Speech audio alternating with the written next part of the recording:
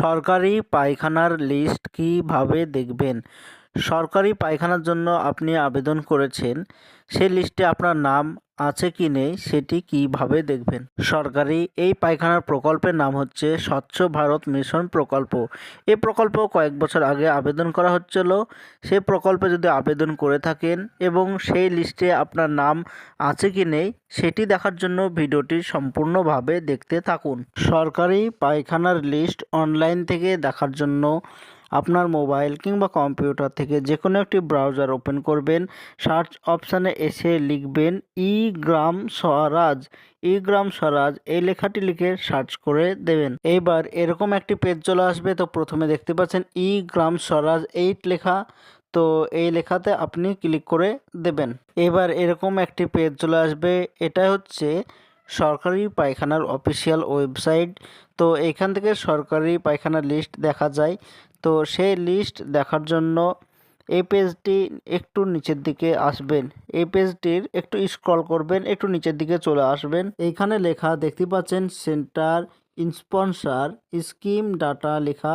তো এই লেখাতে আপনি ক্লিক করে দেবেন। এবার এইখানে 2 নম্বরে দেখতে পাচ্ছেন beneficiary data integration push approach.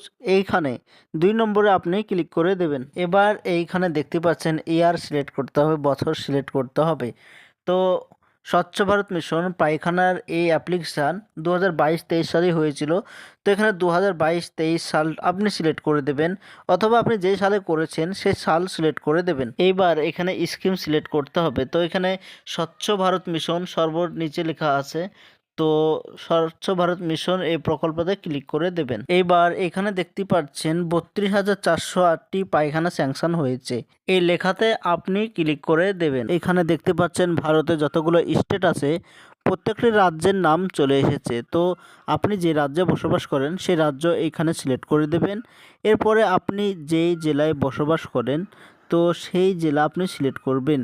তো এখানে 1 2 3 পেজে আছে, যেটাতে আপনি বসবাস করেন সেটাই সিলেক্ট করবেন। এইবার আপনি ব্লক সিলেক্ট করবেন। তো আপনি যে বিডিওর অফিসে বসবাস করেন সেটা সিলেক্ট করবেন। আপনি যে পঞ্চায়েতের আন্ডারে বসবাস করেন সে পঞ্চায়েত সিলেক্ট করবেন। তো এবার দেখতে পাচ্ছেন সরকারি পায়খানা লিস্ট চলে এসেছে। তো ওখানে তার নাম, তার বাবার নাম, তার গ্রামের নাম এবং কত টাকা পেয়েছে এখানে দেখাচ্ছে। তো এই প্রকল্প থেকে এখনও টাকা ছাড়েনি।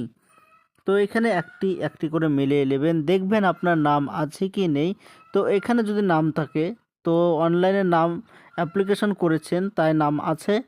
তো যখন টাকা দেবে তখন আপনার অ্যাকাউন্টে দিতে পারে। তো এটা ছিল আজকের জন্য ছোট্ট ভিডিও। এরকম নতুন নতুন তথ্য আমরা এই চ্যানেল থেকে দিয়ে থাকি। চ্যানেলটিকে সাবস্ক্রাইব করে পাশে থাকবেন যাতে নতুন নতুন তথ্য সবার আগে আপনার কাছে পৌঁছে যায়।